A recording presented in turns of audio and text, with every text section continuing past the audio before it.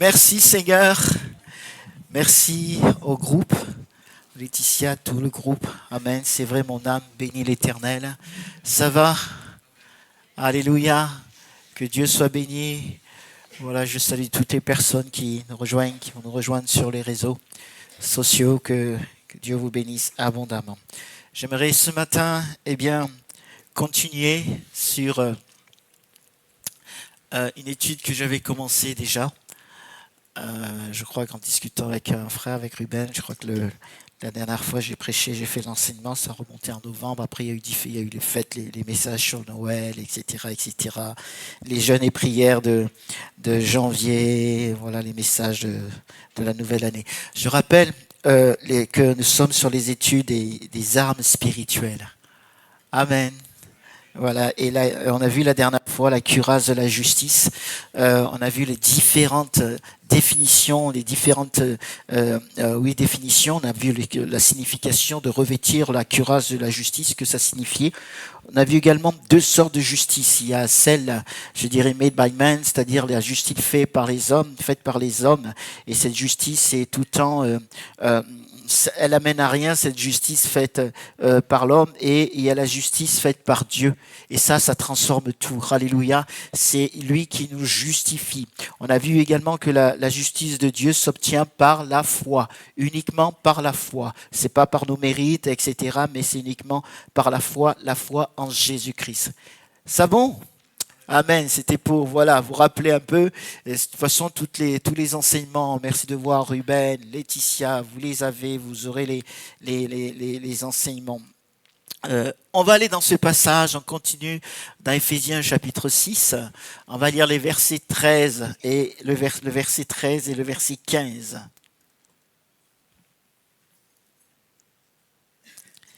Éphésiens chapitre 6, verset 13. Alléluia.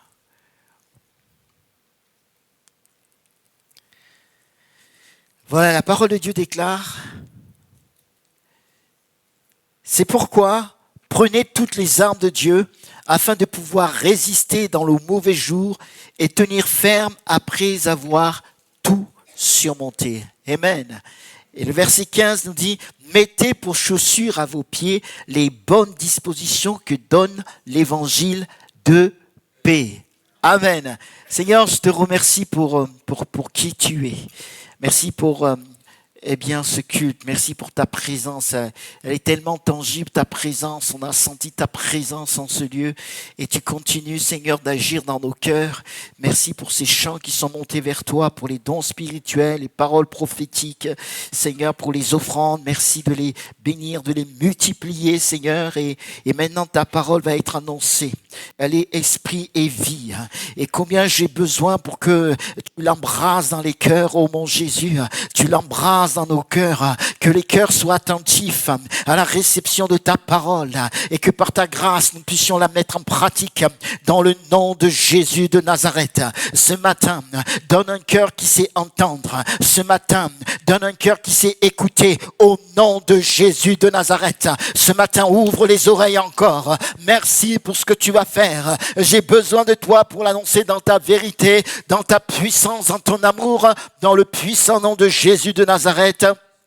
Amen et Amen. Alléluia. Que Dieu soit béni et l'Esprit de Dieu est encore là ce matin pour impacter nos cœurs, pour impacter nos vies, pour nous amener à la réalité de la parole de Dieu, à la réalité de ce qu'il nous demande. Lorsque nous lisons le verset 15, il dit, mettez pour chaussures à vos pieds les bonnes dispositions que donne l'évangile de paix. Alléluia.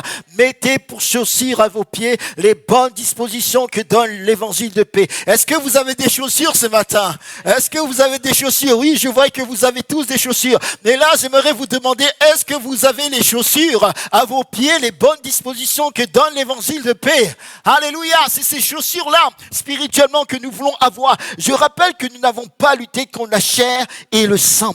Comme nous le dit le verset 12, nous ne luttons pas contre nos semblables, contre les êtres humains, mais comme le dit la Bible, nous luttons contre les principautés, contre les pouvoirs, contre les dominateurs des ténèbres d'ici-bas, contre les esprits du mal dans les lieux célestes. Nous luttons contre Satan et toute sa horde de démons. C'est là le véritable combat. Et ce que nous appelons la guerre spirituelle est le conflit dans le domaine spirituel qui affecte le domaine physique. Il y a un monde spirituel et ce qui se passe dans le monde spirituel affecte le monde physique, le monde matériel. Et la plupart de nos problèmes sont issus du monde spirituel. Mais il est important, bien-aimé, de noter que les ressources dont nous avons besoin pour mener le combat se trouvent également là dans le même monde spirituel. Alléluia. Il est dit au verset 12 d'Éphésiens 6, je vous lis la parole vivante, que nous luttons contre des puissances occultes, contre une organisation spirituelle satanique. On l'a vu, ils sont organisés. Une organisation spirituelle satanique, contre les dictateurs invisibles qui, dans les ténèbres, veulent contrôler et régir notre monde. Voyez-vous, ils veulent contrôler et régir notre monde contre la légion des esprits démoniaques dans les sphères surnaturelles, véritables agents du quartier général du mal. Et sachant que nous sommes dans une véritable guerre spirituelle, connaissant nos adversaires, on l'a vu, par rapport à la parole de Dieu, ce que la Bible dit de Satan, ce que la Bible dit des démons, et nous connaissons maintenant nos adversaires, mais également connaissant ceux qui sont avec nous. On a vu les anges, n'est-ce pas? Alléluia. Les anges sont avec nous. Et surtout, bien-aimés, connaissant celui qui est avec nous, Jésus-Christ, alléluia, qui a déjà tout accompli, nous devons nous revêtir. Nous devons prendre toutes les armes de Dieu afin de pouvoir tenir ferme contre les ruses du diable, afin de pouvoir résister dans le mauvais jour et tenir ferme après avoir tout surmonté. Amen.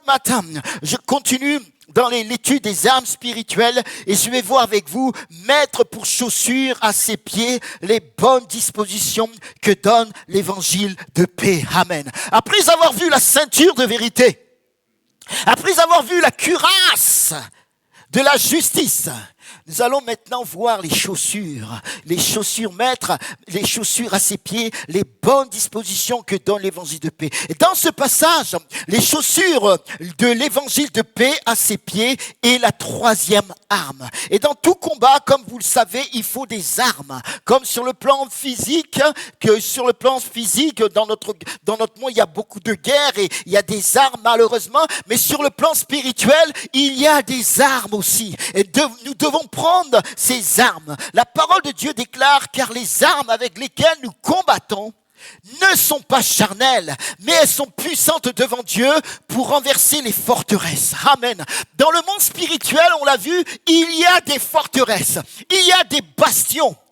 Vous pouvez imaginer les murailles de Jéricho. Eh bien, sur le plan spirituel, c'est ainsi. Il y a des forteresses, il y a des bastions. Et les armes que Dieu nous a données, elles ne sont pas charnelles, car elles ne sont pas contre la chair et le sang. Et en plus, elles sont puissantes devant Dieu pour renverser des forteresses. Alléluia. Vous imaginez pas ce qui est en votre pouvoir, en votre main. Vous avez les armes spirituelles. Et beaucoup de chrétiens n'osent pas prendre ces armes parce qu'ils ont peur de prendre ces armes. Pourtant, le Seigneur dit, revêtez-vous. Revêt-toi de ces armes. Elles ne sont pas charnelles. C'est un combat spirituel et c'est dans ce lieu que se trouvent les forteresses. Et chaque fois que tu t'agenouilles, que tu marches, que soit où tu es assis quelque part, et que tu rentres dans le combat spirituel, tu rentres maintenant dans une autre sphère, dans une autre dimension. Tu te confrontes aux puissances de ténèbres. Tu te tiens devant Satan et ses hordes de démons, et tu dis maintenant, c'est au nom de Jésus que je me tiens devant toi. Amen. Il ne faudra pas fuir, mais il faudra l'affronter face à face. Quelqu'un a dit, celui qui a peur du combat a peur du triomphe, puisque par la foi, nous combattons contre un adversaire qui est déjà vaincu. Amen. Le diable a déjà été vaincu, non par nous, mais déjà par notre Sauveur Jésus-Christ. Parce qu'humainement parlant, toi et moi, on ne fait pas le poids face au diable. Humainement parlant. Mais heureusement, notre Sauveur, Jésus l'a déjà vaincu pour nous et nous dit maintenant, vous pouvez maintenant lui faire face et le confronter, le repousser dans ses retranchements pour que l'œuvre du Seigneur se manifeste. Je vais voir avec vous quelques définitions. Mettez pour chaussures à vos pieds les bonnes dispositions que donne l'évangile de paix.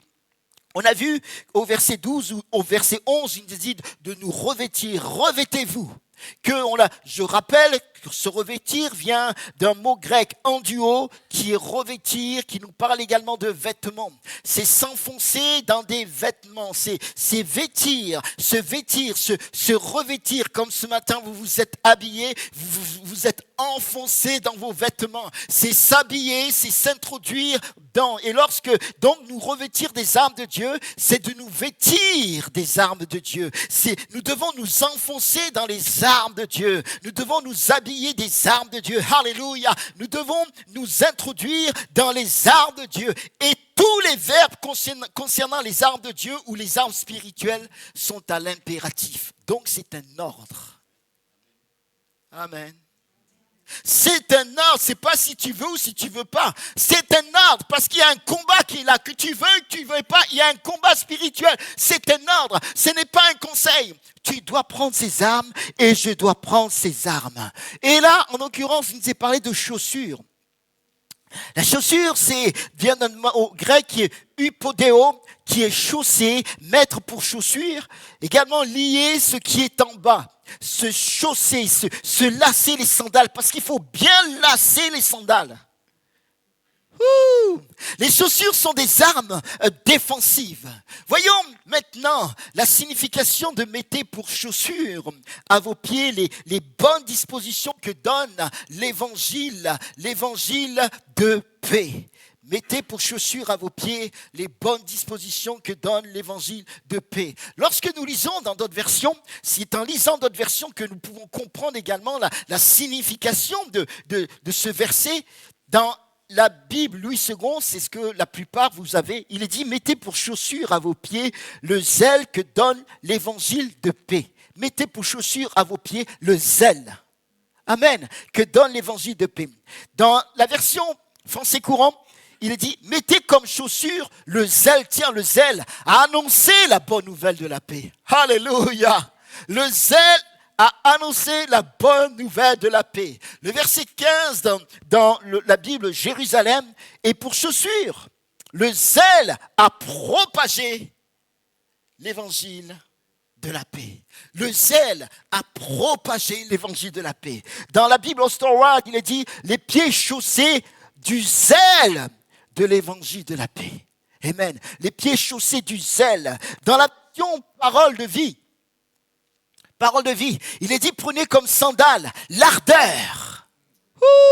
L'ardeur pour annoncer la bonne nouvelle de la paix. L'ardeur. Dans la version parole vivante, il est dit, chaussez-vous du zèle courageux. Un zèle courageux que donne l'évangile pour annoncer la bonne nouvelle du salut et de la paix avec Dieu. Soyez toujours prêts à transmettre cette parole. Nous devons être, il est dit, soyez toujours prêts à transmettre cette parole. Et enfin, dans la version Tob, où il nous est dit, et comme chaussure aux pieds, l'élan pour annoncer l'évangile de la paix. L'élan. En lisant ces différentes versions, il y a plusieurs mots qui bondissent, qui jaillissent. Nous voyons bonne disposition. Nous voyons le mot zèle, ardeur. On voit le terme zèle, courageux. On voit élan. Donc, ce verset signifie être toujours prêt, être toujours disponible, disposé à apporter la bonne nouvelle. Alléluia! Il faut toujours avoir ce zèle courageux, cette disposition, cette ardeur, cet élan d'annoncer l'évangile de la paix. Et la question serait ce matin, est-ce que tu es toujours disposé? Est-ce que tu as toujours ce zèle à annoncer l'évangile de la paix? Il y a dans ce verset, frères et sœurs, la passion des âmes ou la passion pour les âmes. Alléluia. La question c'est, est-ce que tu as la passion des âmes? Est-ce que tu as, oui, la passion des âmes ou la passion pour les âmes? Il y a une passion dans ce verset. Il y a un feu dévorant à leur apporter l'évangile. C'est la compassion des âmes. C'est la compassion qu'avait et qu'a toujours Jésus pour les âmes perdues. Et dans son ciel de gloire, et lorsqu'il était aussi sur la terre, c'était toujours des âmes et encore des âmes. Et dans son ciel, il crie toujours des âmes, des âmes, des âmes. Il pouvait dire aux foules de gens qui voulaient le retenir afin qu'il ne les quitte pas: Jésus, reste avec nous, on est bien avec toi, hein? Oh oui, tu pourvois nos besoins, tu nous guéris, etc., etc. Mais on veut que tu restes avec toi. Mais Jésus leur dit dans Luc chapitre 4 verset 43, oui, il leur dit, il faut aussi que j'annonce aux autres villes la bonne nouvelle du royaume de Dieu. Amen. Car c'est pour cela que j'ai été envoyé. Les gens voulaient le retenir, mais dit non, il faut que j'aille dans les autres villes, annoncer la bonne nouvelle du royaume de Dieu. Car c'est pour cela que j'ai été envoyé. Jésus avait cette passion des âmes et avait à ses pieds les chaussures du zèle à annoncer la bonne nouvelle de la paix. Il avait un feu qui brûlait dans ses entrailles pour les âmes. Il avait la compassion. Ses chaussures, ses sandales dont parle ce verset 15 sont le zèle, l'ardeur, l'élan pour annoncer l'évangile de paix. Amen. Il y a une hardiesse qui est là, frères et sœurs. Il y a un cœur bouillant pour apporter la bonne nouvelle. C'est comme si on ne tenait pas sur place pour la cause de l'évangile de paix. C'est le aller dans le monde entier et prêcher la bonne nouvelle à toute la création, dont nous parle Marc chapitre 16, verset 15. Amen. C'est également comme on le voit les jeudis dans l'étude des actes des apôtres. Cet homme, l'apôtre Paul, qui ne tenait pas sur place. Il fallait qu'il aille dans d'autres contrées pour annoncer l'évangile. Il fallait qu'il parte à pied, il fallait qu'il prenne le bateau pour aller dans des villes, dans des pays non atteints par Christ, pour annoncer l'évangile. Il avait une passion pour les âmes, l'apôtre Paul. Il avait une passion pour les églises, parce qu'en même temps, il revisitait les églises qu'il avait implantées pour prendre soin, pour prendre des nouvelles des âmes, voir leur foi où ils en sont. Paul son cœur était embrasé, parce qu'il obéissait au commandement de son maître.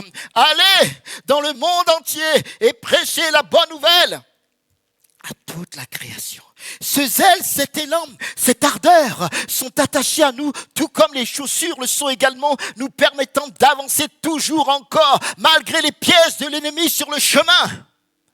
Il nous dresse des pièges sur le chemin. C'est pourquoi il faut bien attacher ces chaussures de l'évangile. Alléluia.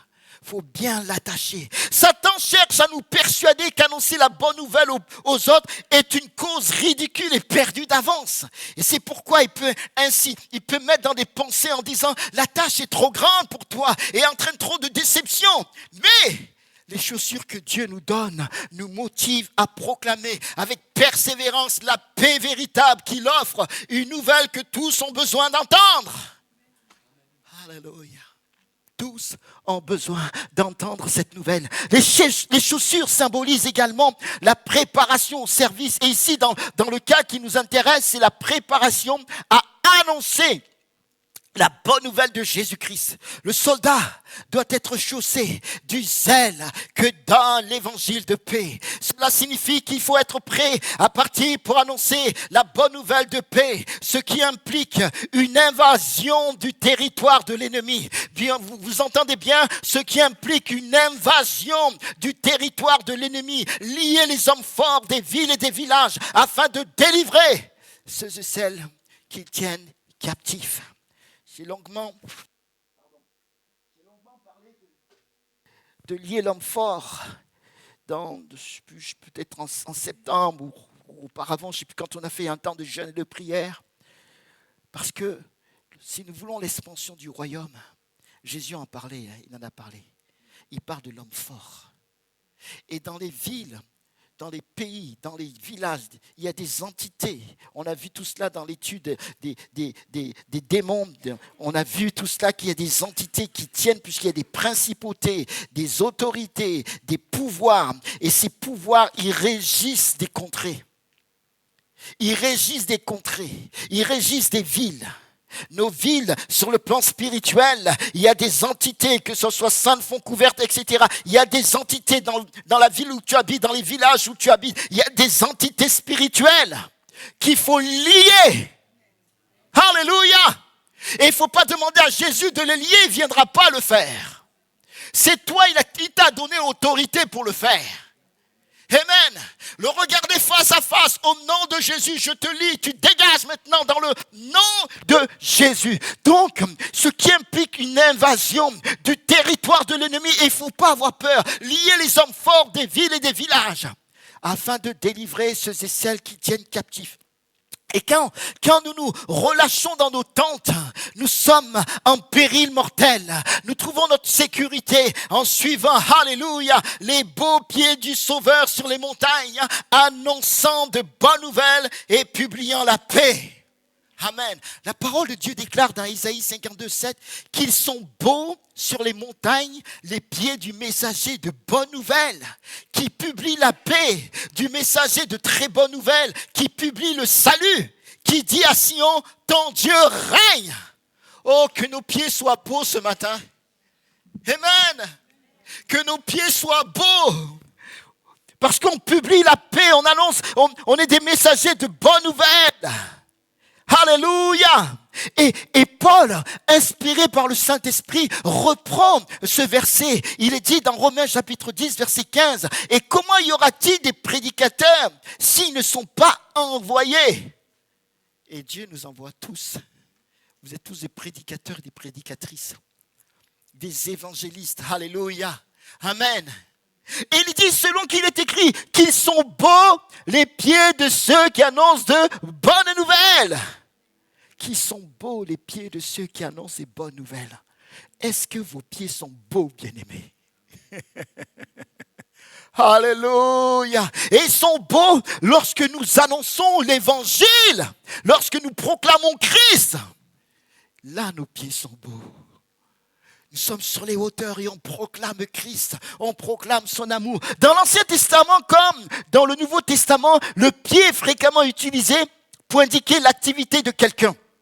Donc, que notre activité pour proclamer l'évangile soit remplie de hardiesse, non de paresse, soit remplie de hardiesse car nous avons le zèle de l'évangile à nos pieds. Il nous est parlé de zèle, de ardeur, d'élan. C'est pas la paresse, frères et sœurs. C'est pourquoi France, Ridley dira, prends mes pieds, et qu'ils soient rapides et beaux pour toi. Alléluia. Il y en a qui leurs pieds sont rapides et beaux pour autre chose. Mais nous voulons que nos pieds soient rapides et beaux pour lui, pour Jésus-Christ, pour proclamer l'évangile de paix. Alléluia. Partir et proclamer l'évangile de paix. L'apôtre Paul dira à Timothée, à son fils spirituel, dans 2 Timothée 4:2, prêche la parole, insiste en toute occasion, favorable ou non, convainc, reprend, exhorte avec toute patience et en instruisant. Il est dit en toute occasion, favorable ou non. Alléluia. Paul, il exhorte Timothée, il l'encourage. Vas-y mon fils, c'était son fils spirituel, il l'encourage. Ne te décourage pas, prêche cette parole. Parle de Jésus-Christ. En toute occasion, favorable ou pas. Jérémie, waouh. Jérémie chapitre 20 verset 9 nous dit, et c'est lui dit, parce que pour la plupart, certaines personnes, certainement vous connaissez la vie de Jérémie, lorsqu'il parlait c'était un prophète, mais un prophète, il a beaucoup souffert. Et à un moment, il voulait se taire, il dit, oh mais Seigneur, te servir là, c'est trop, on souffre trop. Oui, parfois il y a la souffrance, bien-aimé. Et Jérémie fait partie de ses serviteurs. Il y avait le peuple l'a rejeté, il a rejeté. Et il dit au chapitre 20, verset 9, si je dis, je ne ferai plus mention de lui. Vous entendez? Il ne voulait même plus parler de le Seigneur. Le Seigneur lui révélait des choses, mais il dit non, à cause de la souffrance. Mais il dit, si je dis, je ne ferai plus mention de lui, je ne parlerai plus en son nom. Écoutez bien. Il dit, il y a dans mon cœur comme un feu brûlant. Retenu dans mes os, je me fatigue à le retenir et je ne le puis. Alléluia. il y avait comme un feu dans ses entrailles. Il se fatiguait à le retenir, mais il ne peut pas. Alors, il lâchait la parole que Dieu lui donnait. Amen. Malgré les souffrances, malgré les luttes, malgré les combats, il lâchait. Parce que dans son cœur, il y avait un feu. Le feu de l'esprit, le feu de la parole de Dieu. Parce que oui, même dans son livre, il est dit, ma parole n'est-elle pas comme un feu ou comme un marteau qui brise le roc. Alléluia. La parole de notre Dieu est comme un feu, est comme un marteau qui brise le roc. Alors, bien-aimés, est-ce que vous avez ce feu dans votre cœur? Ou lorsque vous voyez les gens là, eh bien, ça se tait, la bouche ferme. Mais il faut qu'il y ait ce feu. Alléluia. Et cet évangile, c'est l'évangile de paix. Mettez pour chaussure à vos pieds le zèle que donne l'évangile de paix, ou encore le zèle à propager l'évangile de la paix. L'évangile que nous annonçons est l'évangile de paix, ou l'évangile de la paix. C'est l'évangile de paix entre Dieu et les hommes. Cet évangile, c'est la bonne nouvelle. C'est Jésus-Christ. C'est l'œuvre de Jésus-Christ. Amen. Souvenez-vous quand un ange du Seigneur apparut aux bergers, il leur dit, soyez sans crainte. Car je vous annonce la bonne nouvelle, dit soyez sans crainte, je vous annonce la bonne nouvelle d'une grande joie qui sera pour tout le peuple. Aujourd'hui, dans la vie de David, il vous est né un sauveur qui est le Christ, le Seigneur. Et ensuite, il va y avoir une multitude d'anges qui va le rejoindre et ils vont dire gloire à Dieu dans les lieux très hauts et paix sur la terre parmi les hommes qui l'agréent. L'évangile de Dieu est un évangile de paix. Il est venu apporter la paix. Amen. Cet évangile comprend 4 points ou 4 angles. Jésus sauve, Jésus guérit ou Jésus libère. Jésus baptise dans le Saint-Esprit et Jésus revient. Amen. Il revient bientôt. C'est l'évangile à 4 angles. Nous devons proclamer, nous devons propager, annoncer cette bonne nouvelle. C'est l'évangile prophétique et apostolique. Merci Seigneur. Ésaïe chapitre 61, versets 1 à 3, où il nous parle de Messie, c'est une prophétie sur notre Sauveur, notre Seigneur. Il dit, l'Esprit du Seigneur, l'Éternel est sur moi. Car l'Éternel m'a donné l'onction, il m'a envoyé pour porter de bonnes nouvelles à ceux qui sont humiliés, pour panser ceux qui ont le cœur brisé, pour proclamer aux captifs leur libération et aux prisonniers leur élargissement, pour proclamer une année favorable de la part de l'Éternel et un jour de vengeance de notre Dieu, pour consoler tous ceux qui sont dans le deuil, pour accorder la paix, à ceux de Sion qui sont dans le deuil, pour leur donner de la splendeur au lieu du cendre, un vêtement, une huile de joie au lieu du deuil. Amen. Un vêtement de louange au lieu d'un esprit abattu, afin qu'on les appelle térébinthe de la justice, plantation de l'Éternel, pour servir à sa splendeur. C'est cela la bonne nouvelle. Jésus, loin de Dieu, loin de l'Éternel, le Messie, venu pour porter de bonnes nouvelles à ceux qui sont humiliés, pour penser, amen, pour penser ceux qui ont le cœur brisé, pour proclamer aux captifs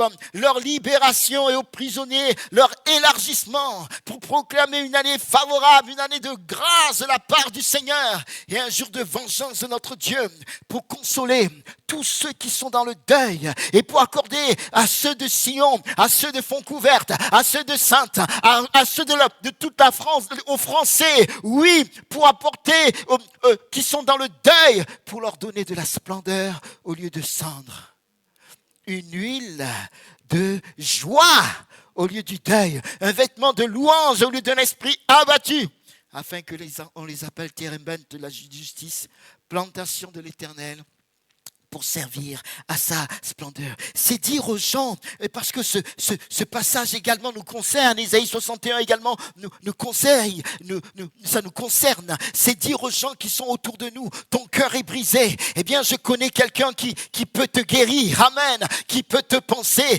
tu es humilié, je t'apporte une bonne nouvelle, tu es captif, je connais quelqu'un qui peut te libérer, tu es prisonnier, eh bien écoute, je connais quelqu'un qui veut t'émanciper, tu es dans le deuil, deuil, je connais quelqu'un qui peut te consoler. Tu es dans la cendre, je connais quelqu'un qui veut te donner de la splendeur, une huile de joie au lieu du deuil. Tu es abattu, eh bien je connais quelqu'un qui peut te donner un vêtement de louange au lieu d'un esprit abattu, afin qu'on t'appelle Térembel de la justice, que tu deviennes une plantation de l'Éternel. Et ce quelqu'un, c'est Jésus, le Fils du Dieu vivant, le Roi des rois et le Seigneur des seigneurs, le Dieu fait chair. Alléluia, amen. Et non seulement il peut faire toutes ces choses, mais il veut le faire aussi. Il peut et il veut. Amen. C'est cela l'évangile. L'évangile, c'est Jean 3,16. Car Dieu a tant aimé le monde qu'il a donné son Fils unique, afin que quiconque croit en lui ne périsse point, mais qu'il ait la vie éternelle. Jésus est venu mourir à la croix pour les péchés de l'humanité, pour tes péchés, pour mes péchés, pour pardonner l'homme, pour pardonner la femme, pour pardonner le jeune homme, la jeune femme, pour donner la vie éternelle, le paradis à ceux et celles qui croiront et se repentiront. Il est venu donner à la créature humaine un vêtement blanc, un vêtement de justice au lieu d'un vêtement sale. Amen. Et pour cela, Christ est allé à la croix de Golgotha. Son sang a coulé pour que mon cœur soit purifié. Amen. Son sang a coulé sur cette croix. Tes péchés, mes péchés ont été pardonnés. À la croix, nous avons été justifiés.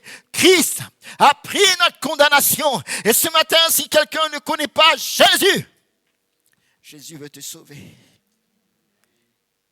Il faut simplement que tu viennes à lui, que tu lui demandes pardon pour tes péchés. Et il va le faire. L'évangile, c'est que Dieu a fait de nous, et veut faire de ceux qui ne le connaissent pas encore, ses héritiers et des co-héritiers avec Jésus. Amen. Nous qui sommes pécheurs, Dieu a fait de nous ses héritiers et de pouvoir partager le royaume des cieux avec Jésus, son Fils. C'est pas grand ça, c'est pas énorme ça, c'est énorme. Partager le règne de Jésus-Christ. Nous sommes héritiers de Dieu et co-héritiers de Christ avec Christ. La bonne nouvelle est que Dieu est amour. Dieu a tant aimé. Il est amour. Jésus est venu expier nos péchés en mourant à la croix de Golgotha. C'est le merveilleux plan de la rédemption. Il nous libère du joug du péché, donc de la mort éternelle. Il nous libère du joug de la souffrance et du joug du diable. La bonne nouvelle, c'est que Jésus est ressuscité et qu'il est donc vivant pour des siècles et des siècles. Alléluia. Qu'il a vaincu la mort et que la mort a perdu sa puissance. Merci Seigneur, c'est cela l'évangile. Et cet évangile est l'évangile de la paix, car Dieu est le Dieu de paix.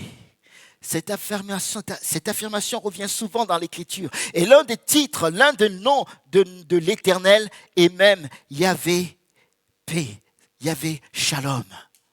Alléluia.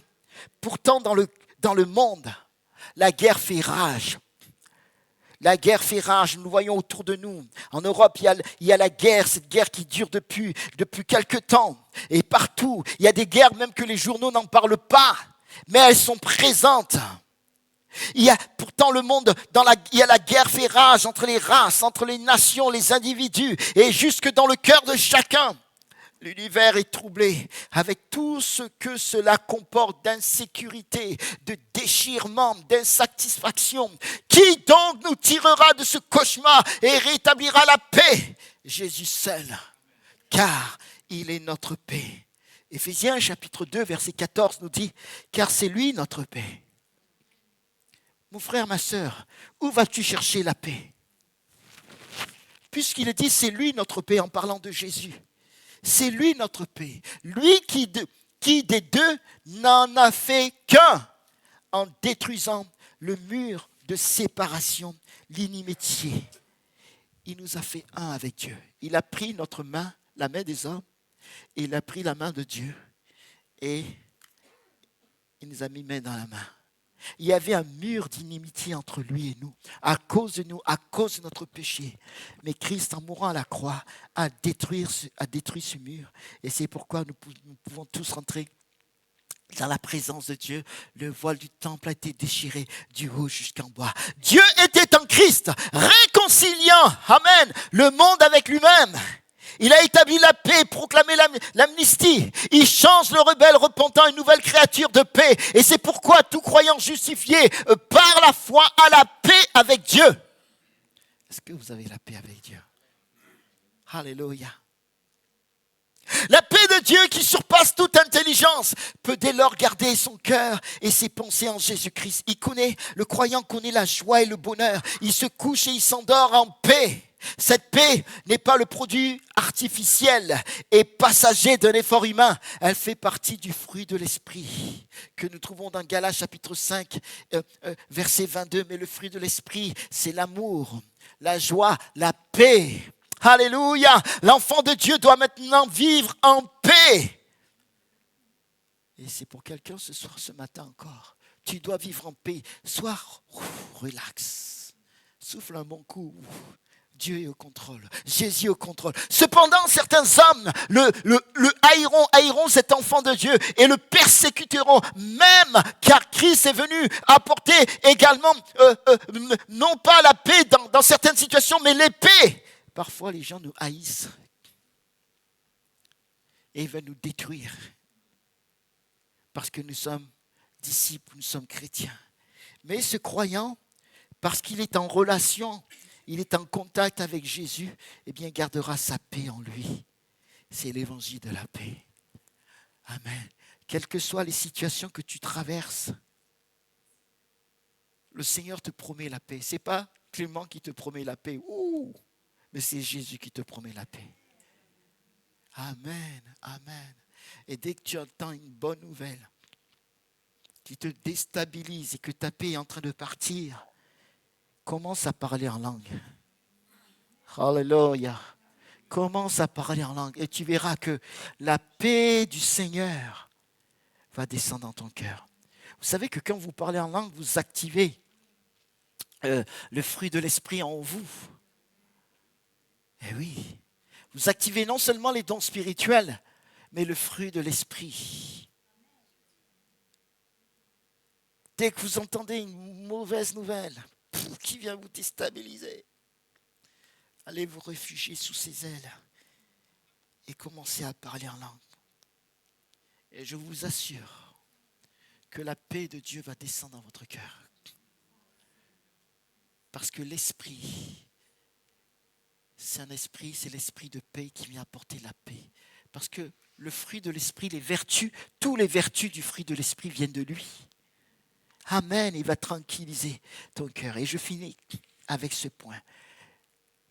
Pourquoi avoir pour chaussure le zèle de l'évangile de paix est une arme spirituelle? Eh bien, tout simplement parce que en proclamant l'évangile autour de nous, on brandit la croix, on brandit le salut, on brandit le pardon des péchés, on brandit la réconciliation entre Dieu et les hommes, on brandit la vie éternelle, on brandit la défaite de Satan et de la maladie à la croix de Golgotha. Amen.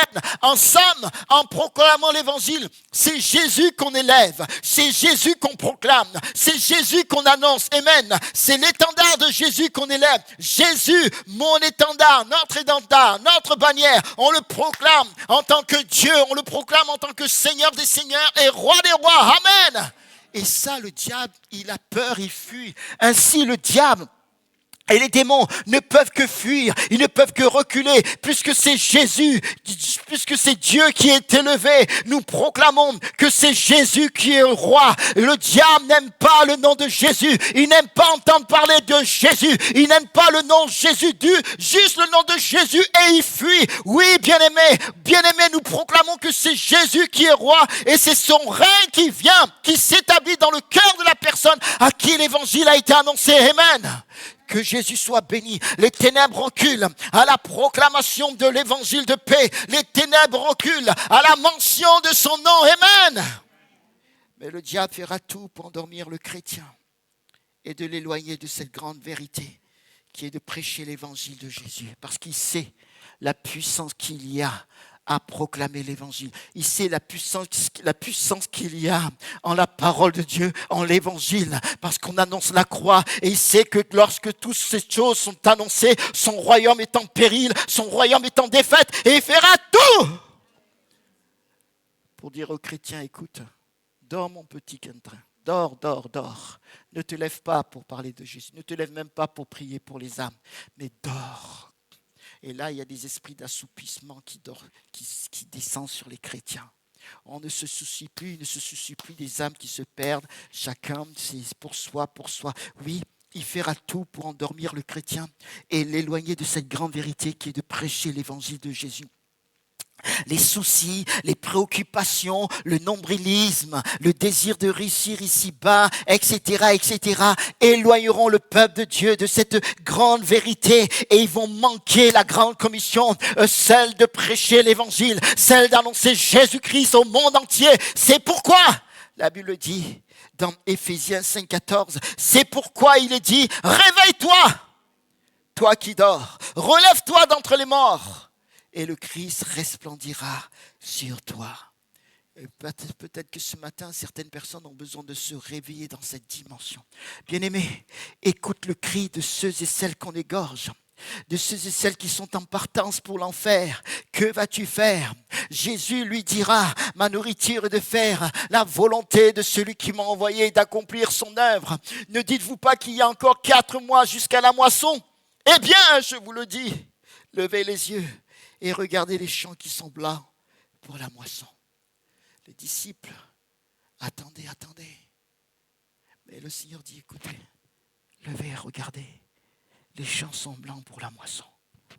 Les âmes sont mûres pour entendre parler de Jésus. Alléluia. Il n'y a pas de amen, mais je dis amen. Les âmes sont mûres pour entendre parler de Jésus. Amen. Gloire à Dieu. Et ils n'attendent que toi. Ils n'attendent que la révélation des fils de Dieu. Qui sont les fils de Dieu? C'est toi et c'est moi. Que le royaume de Jésus vienne. Que son règne vienne. Soyons remplis du Saint-Esprit pour l'expansion du royaume de notre roi Jésus. Oui, il est dit dans Actes 1:8, mais vous recevrez une puissance, celle du Saint-Esprit survenant sur vous, et vous serez mes témoins à Jérusalem, dans toute la Judée, dans la Samarie, et jusqu'aux extrémités de la terre. Vous recevrez une puissance, et la puissance du Saint-Esprit est venue au jour de la Pentecôte, et le même Saint-Esprit est là. Bien-aimés, saturons notre nation de la bonne nouvelle, de l'évangile de Jésus-Christ, le roi des rois, et le Seigneur des seigneurs. Alléluia. Mettez pour chaussures à vos pieds les bonnes dispositions que donne l'évangile de paix. Qui va chausser ses chaussures ce matin? Mettre pour chaussures à ses pieds les bonnes dispositions que donne l'évangile de paix. Ces chaussures du zèle, cette disposition, cette ardeur, cet élan pour annoncer l'évangile est une arme puissante. C'est pourquoi nous devons les revêtir afin que des âmes soient sauvées, que les ténèbres reculent et que le règne de Jésus vienne. Et il vient, amen. Alors, bien-aimé, lève-toi pour la bataille en son nom. Lève-toi, il est dit dans Corinthiens, au 2 Corinthiens, chapitre 10, versets 4 à 5, car les armes avec lesquelles nous combattons, elles ne sont pas charnelles, mais elles sont puissantes devant Dieu pour renverser des forteresses. Et il est dit, nous renversons les raisonnements et toute hauteur qui s'élève contre la connaissance de Dieu. Et nous amenons toute pensée captive à l'obéissance au Christ. Dans le monde spirituel, Satan dresse des raisonnements, il dresse des forteresses, il dresse des bastions dans les pensées, dans plein de choses. Mais Dieu nous dit, vous avez une arme, des armes. Eh bien, vous pouvez briser ces forteresses, vous pouvez renverser ces forteresses. Alléluia, amen.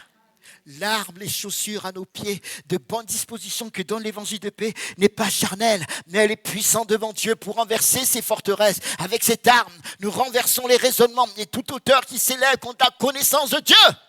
Et nous amenons toute pensée captive à l'obéissance au Christ. Alors, gardons nos regards fixés sur Jésus et levons-nous pour la bataille en son nom. Levons-nous et faisons partie de l'armée du roi Jésus, ayant comme chaussure aux pieds l'élan pour annoncer l'évangile de la paix.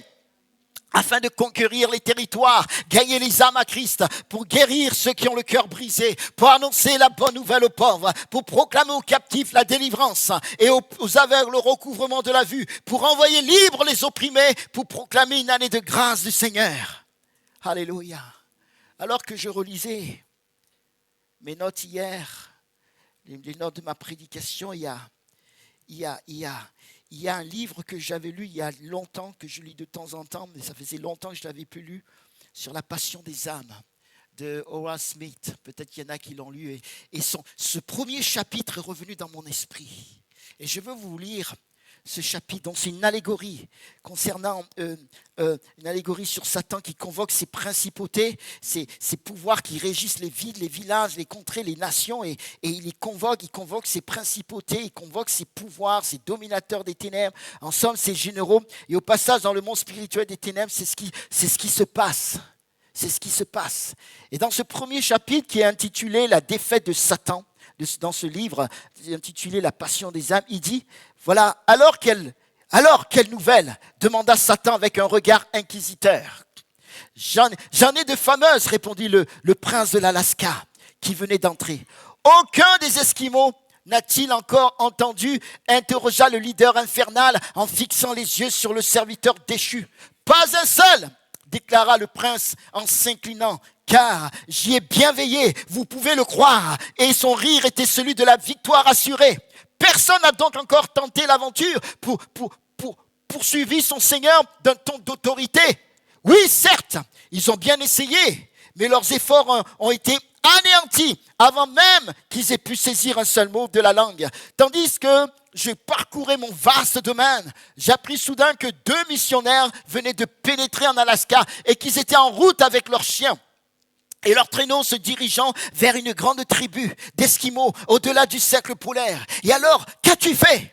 Interrogea Satan avec impatience. Eh bien, j'ai commencé par réunir un conseil de guerre avec les armées des ténèbres. Et après plusieurs avis différents, nous décidâmes que le moyen le plus simple et le plus rapide serait de les congeler jusqu'à ce que mort s'en suive. Sachant qu'il en aurait pour un mois environ avant de traverser les plaines glacées qui les séparaient du but, nous nous mîmes à l'œuvre sans tarder, tandis qu'ils allaient courageusement de l'avant, le cœur brûlant d'apporter à ce peuple le message du salut. Voilà que leur traîneau, passant sur une mince couche de glace, la brise sous son poids et disparaît instantanément, emportant toutes leurs provisions alimentaires. Fatigués et sans ressources dans cette situation désespérée, ils tâchèrent d'avancer quand même à travers l'inconnu redoutable de cette terre du Nord. Alors je donnai des ordres à mes anges et déclenchai une terrible tempête de neige qui eut vite fait de les ensevelir, de sorte que le lendemain matin, il ne restait plus que 2 cadavres, raidis par le froid. Bravo, tu as fait là du bon travail, tu as bien servi mes intérêts, s'écria le chérubin déchu avec expression de satisfaction atroce sur son visage autrefois si beau. Et toi, qu'as-tu à raconter ? Dit-il en s'adressant au prince de Tibet qui avait écouté avec plaisir la conversation. Moi aussi, j'ai un rapport à faire qui fera la joie de votre majesté, répondit le prince. Ah, vraiment ? Et quel effort a été fait pour envahir aussi ton royaume ? Demanda Satan avec un intérêt croissant. Voici, répondit le prince, tandis que je vaquais à mes travaux à l'intérieur du pays, j'appris qu'une société venant de se fonder dans le but d'y introduire l'évangile. Alerté immédiatement par cette nouvelle, je me hâtais de rassembler toutes mes armées et nous avons élaboré un plan devant assurer un plein succès. Tandis que les 2 envoyés de cette société, après avoir traversé la Chine, franchissaient bravement la frontière de la terre défendue, nous les laissâmes cheminer pendant 3 jours. Puis, à la tombée de la nuit, 2 chiens sauvages les attaquèrent. Et l'un des 2, après un rude combat, fut terrassé et finalement tué, tandis que l'autre, protégé sans doute par des forces invisibles qui nous étaient impossibles de vaincre, parvint à s'échapper. À s'échapper, dis-tu ? S'écria Satan avec un geste affreux. Et a-t-il réussi à leur apporter le message ? Oh non, mon Seigneur, poursuivit le prince de Tibet. d'un temps rassuré, car avant même qu'il ait pu apprendre un seul mot de la langue, les indigènes le capturèrent et son sort fut promptement réglé. On l'a cousu dans une peau de yak humide et laissé au soleil pour rôtir. À mesure que la peau se rétrécissait, ses os craquaient et au bout de 3 jours de ce supplice, la vie fit place à la mort. Pendant qu'il parlait, la salle d'audience s'était remplie de nouveaux arrivants et tous rendirent hommage d'un commun accord à sa majesté Satan, imposant malgré les ravages du péché. D'un geste, celui-ci rétablit le silence et demanda à un autre ange déchu, « Es-tu toujours le maître de l'Afghanistan, mon prince ?» « Je le suis, majesté, répondit-il, et cela grâce à mes fidèles compagnons d'armes. Un effort a-t-il donc aussi été tenté dans ton royaume ? Oui, Seigneur, répondit le prince. Voici comment cela s'est passé. D'un geste de la main, il rétablit le silence et commença. Ils étaient 4 messagers, tous zélés pour aller annoncer l'évangile. Quand ils arrivèrent à la frontière, où se dresse un poteau portant cette inscription, il est absolument défendu de traverser cette frontière de l'Afghanistan. Ils se mirent à genoux pour prier, mais malgré leurs prières, nos vaillantes armées prévalurent contre eux. Après les avoir laissés avancer quelques pas, notre sentinelle fit feu. Et 2 d'entre eux tombèrent morts, tandis qu'un 3e fut grièvement blessé. Le 4e parvint à traîner son compagnon jusqu'à la frontière où il ne tarda pas à mourir. Et le dernier, perdant courage, s'enfuit à tout jamais du territoire. Des applaudissements frénétiques saluèrent ce récit et le cœur de Satan tressaillit de joie, sachant qu'il était toujours le maître de ces régions défendues où, grâce à ses fidèles serviteurs, le nom redoutable n'avait pu encore se faire entendre. Voulez-vous nous dire, ô roi puissant, pourquoi vous avez tant à cœur d'empêcher la proclamation de l'évangile dans nos empires, alors que le prince de l'Inde, le prince de la Chine et son Altesse le prince de l'Afrique sont envahis par des forces puissantes qui attirent chaque jour des hommes à Christ ? Ah, je le sais bien, rétorqua Satan, mais je vais vous dire pourquoi je suis particulièrement jaloux de ces pays fermés. Il y a plusieurs prophéties, dont celle-ci, et comme le résumé, cet évangile du royaume sera prêché dans le monde entier en témoignage à toutes les nations.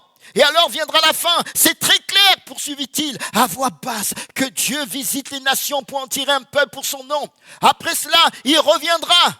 Et son ordre suprême, c'est que des disciples soient suscités d'entre toutes les nations. Et il est évident que Jésus-Christ ne peut revenir pour régner avant que toutes les nations aient entendu la bonne nouvelle, car il est écrit, et je vis une grande multitude que nul ne pouvait compter de toute nation, peuple et langue.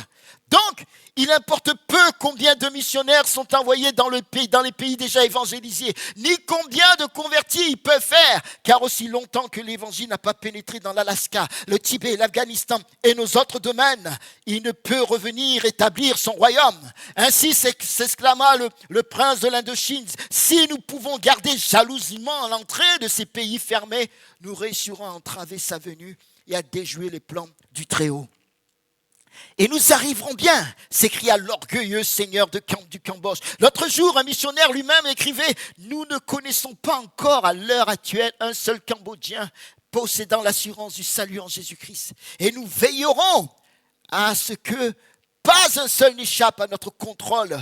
Vous pouvez y compter. Très bien, dit Satan, redoublons de vigilance afin d'entraver toute entreprise dans ces domaines. Et tous de crier de joie tandis qu'ils repartaient chacun dans son empire, déterminés plus que jamais à ne laisser échapper aucune âme parmi leurs captifs. Mais l'histoire ne s'arrête pas là. 50 ans se sont écoulés. En proie à une vive agitation, les sourcils froncés et préoccupés par un souci inhabituel, Satan marche de long en large, se parlant lui-même. Non, cela ne doit pas être. Oh, ce plan divin, il semblerait bien qu'ils en ont enfin saisi la vision. Évangélistes, pionniers, voilà des termes qui me sont odieux. Et l'objectif de la société, afin de hâter le retour de notre Seigneur, en suivant son programme qui consiste pour cette génération à prêcher l'évangile dans le monde entier, un témoignage à toutes les nations ainsi qu'il a ordonné, allez, par tout le monde et prêcher l'évangile à toute créature. Son but est de travailler uniquement à l'évangélisation mondiale, évitant de faire double emploi, les organisations existantes dirigeant plutôt ses efforts vers les nations où Christ n'a pas encore été annoncé. Terre lointaine, travail de pionnier parmi les peuples, nations et tribus où Christ n'a pas été annoncé. Et cela afin de hâter son retour, comme ils disent toujours, faire revenir le roi. Oh, ce roi, il me faut déjouer leur plan. Que va-t-il m'arriver quand il reviendra? Cela ne doit pas être. Il faut que je réunisse mon état-major sans tarder. En quelques instants, ils étaient tous là, les anges déchus. Les princes, les dominateurs des ténèbres de ce présent siècle, une multitude innombrable groupée autour de lui, autour de leur grand chef écumant de rage, un silence de mort planait sur l'assemblée, tandis que Satan prit la parole. « Prince de l'Alaska, viens ici !» Tout tremblant et apeuré, ayant perdu son attitude hardie d'il y a 50 ans, celui-ci s'approcha du redoutable monarque. « Prince de l'Alaska !» demanda Satan. « Sont-ils entrés chez toi ?»« Oui, Seigneur, répondit-il, osa à peine lever les yeux. Nous avons pourtant fait de notre mieux pour les en empêcher. Mais l'exemple des 2 hommes gelés dans la neige ranima le courage de toute l'Église. D'autres partirent pour la grande aventure. Nous avons détruit plusieurs. Certains repartirent découragés. Mais en fin de compte, en début de tous nos efforts, ils ont réussi à s'installer sous la protection de légions d'anges. Et nous n'avons pas pu les faire partir. Il y a maintenant des centaines d'Esquimaux dans le royaume de Dieu. Et des milliers d'entre eux ont entendu l'évangile. Satan fulminait et hurlait de rage, tandis que ses acolytes rampaient à ses pieds, cherchant à fuir son regard terrible qui les transperçait. « Prince du Tibet, viens ici !» cria-t-il. « J'espère que tu as un meilleur rapport à me présenter. » Hélas, Seigneur, mon rapport n'est guère plus réjouissant. Je dois confesser qu'ils ont réussi à pénétrer dans mon territoire, en dépit de tous nos efforts pour en triompher. Il existe actuellement un mouvement dont le but est d'entrer où personne n'a encore annoncé l'évangile. Et le prince de Chine s'est évertué, mais en vain à détruire son chef. Protégé par des légions d'anges, il a survécu. Des chiens furent lâchés contre eux. Les prêtres remplis de haine leur dressèrent des embûches. On a eu recours à la famine, la maladie fit aussi son œuvre destructive. Mais tout fut vain. Ils allèrent de l'avant malgré tout, de sorte qu'à l'heure actuelle, des centaines de Tibétains sont à jamais perdus pour nous et des milliers ont entendu la bonne nouvelle. Redoublant de furie, Satan interpella alors un autre de ses anges, le prince de l'Afghanistan. « Viens ici !» D'un pas hésitant, les yeux baissés, il comparut tremblant devant son souverain. « Prince de l'Afghanistan !» poursuivit Satan. « Tu as bien gardé mon domaine jusqu'à ce jour. Si tu viens à faillir, toi aussi, je ne sais plus à qui je pourrais me confier. » À ces mots, il se fit un grand silence dans l'auditoire. « Parle donc, ô prince, sont-ils entrés chez toi ?»« Oui, Seigneur, ils sont entrés. »« Prince de l'Afghanistan, n'as-tu donc pas été fidèle à ton Seigneur ?»« Oui, Seigneur, nous avons fait tout ce que nous avons pu. Et jusqu'à l'an dernier, pas une âme n'avait encore entendu l'évangile. Mais voici que 2 jeunes gens ont été envoyés par cette fameuse société. Et qu'ils soient maudits !» interrompit Satan. Toute l'église a prié, poursuivit le prince. Ils semblent tous savoir qu'il ne pourra revenir avant que toutes les nations aient entendu l'évangile. Oh, nous avons bien combattu, certes, mais les anges les ont gardés et ils sont allés de l'avant, de telle sorte que la semaine dernière, un habitant du pays a accepté Christ et plusieurs autres ont déjà entendu le message. Maintenant, hurla Satan, tout est perdu. Des milliers ont été sauvés aux Indes et en Chine. Mais ces dernières nouvelles sont bien les plus terribles de toutes. Il se peut qu'ils reviennent bientôt, car selon les visions de ces gens-là, toute tribu, peuple et langue seront bientôt atteints. Et alors, malheur à moi, s'écrie Satan. Bien-aimés, levons-nous et faisons partie de l'armée du roi Jésus, pour l'expansion de son royaume sur terre, afin que Satan continue de crier « Malheur à moi! Malheur à moi !» Alors que j'invite le groupe de louanges à avancer. Revêtons-nous des chaussures de l'évangile de paix.